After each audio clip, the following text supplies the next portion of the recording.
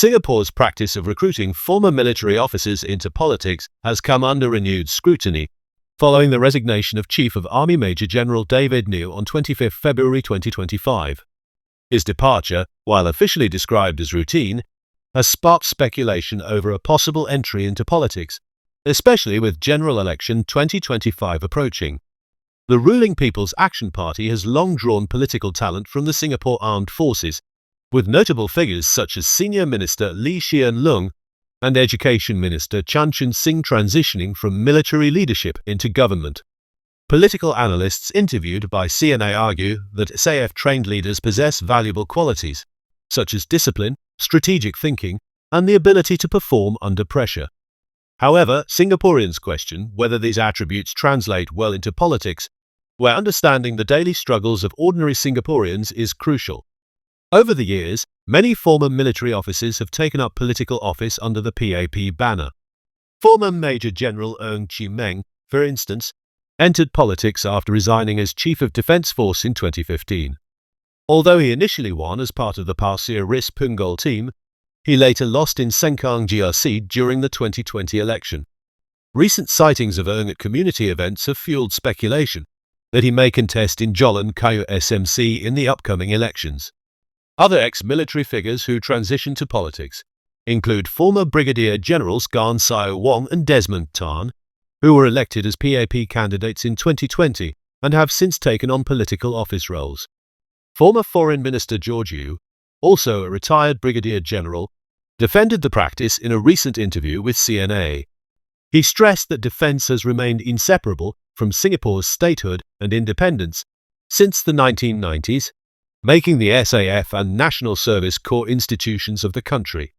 Yeo acknowledged, however, that transitioning from military leadership to politics requires more than just strategic expertise.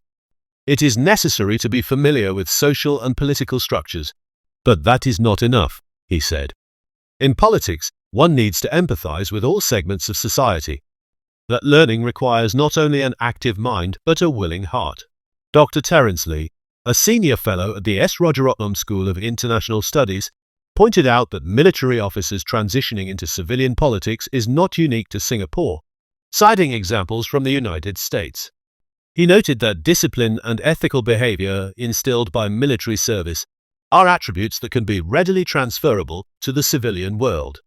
However, Dr. Lee also cautioned that military leadership does not always align with the collaborative nature of politics. He explained that Singapore's first-generation leaders deliberately ensured civilian control over the military to prevent coups, an issue that plagued many post-colonial states. Unlike in other countries, SAF officers in Singapore are integrated into broader society rather than isolated in military academies.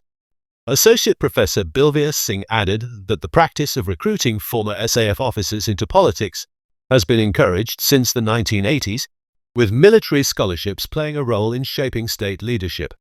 While he acknowledged that military leaders bring strong decision-making and strategic planning skills, he stressed that political success is not guaranteed. The real question is, can they match the problems on the ground with experiential fortitude? He asked. Despite the PAP's justification for recruiting from the military, there is growing sentiment among voters that political candidates should be chosen based on their ability to relate to Singaporeans rather than their leadership experience in the armed forces. Commenting on Siena's Facebook page, a netizen argued that the military's command respect or respect command leadership style may not align well with civilian governance. Every candidate is equal in the eyes of the voters, the comment added.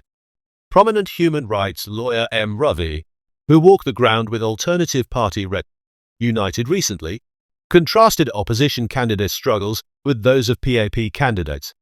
The key is people who step up as opposition candidates make immense sacrifices against all odds, and hence make real sacrifices for the people, unlike PAP candidates, he remarked. Others pointed out that leaders like George Yeo and Tan Juan Jin were exceptions, as they were seen as genuinely connecting with the people. A common sentiment was that civilian leaders, such as Tharman Shanmugaratnam, have been more effective in politics than military-trained leaders. Some Singaporeans remain skeptical about former military officers' ability to engage meaningfully with the public. Critics argue that many ex-SAF leaders are academically qualified but lack real-time experience dealing with ground issues. Military leaders in our country do not have actual combat experience, so their leadership remains a conformity debate. One comment noted. Additionally, concerns have been raised over whether ex-military officers turned politicians might be too detached from grassroots concerns. One social media user lamented that SAF leaders often rise through ranks in structured career paths, without first-hand exposure to common citizen struggles. While the PAP remains Singapore's most dominant political force, some voters believe a stronger opposition presence in Parliament is needed to ensure greater accountability and debate on key national issues.